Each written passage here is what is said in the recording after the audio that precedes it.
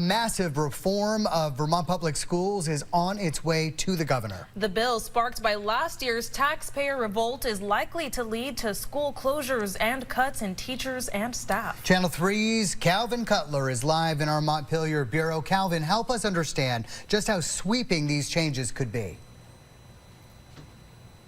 Yeah, good evening. This bill is the beginning of a multi-year process to overhaul how we pay for and deliver education here in Vermont. It also represents one of the largest political and economic educational, that is, sea changes that we've seen here in Vermont for decades. But in the short term, it has some schools wondering what's next.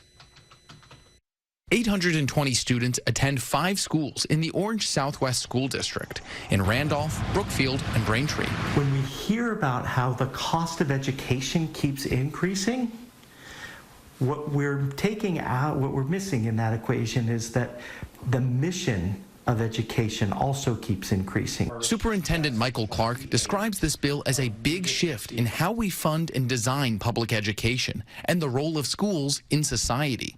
He says he needs more details from the state on what the overall system will look like under the new framework. Without a vision at the state level for what education should look like, how will we know what is equitable? The bill aims to cut costs and reduce property taxes, consolidating school districts and establishing class size minimums, with the aim of reducing staff.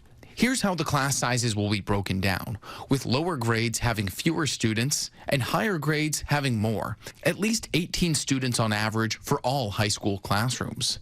Under the framework, Essex-Westford, Vermont's second largest district, would not meet the district student minimums. We're in uncharted territory right now, and we don't know what it's going to look like this year or the following year or the year after that. Larger classes, fewer teachers, and potentially fewer schools will have an impact on teacher ranks, though how many jobs will be cut is still unknown. The Vermont Teachers Union estimates over 300 jobs are already on the chopping block next year, in anticipation of cuts in local school budgets, even before these reforms go into effect. So yes, we are very concerned with the possibility that our classes are going to get larger without additional resources.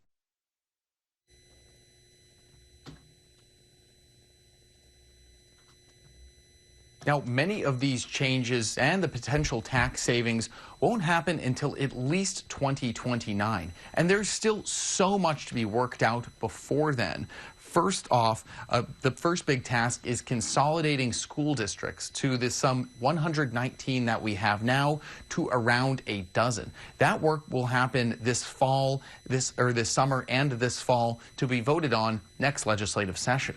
For now, reporting live in our Montpelier bureau, Calvin Cutler, Channel 3 News.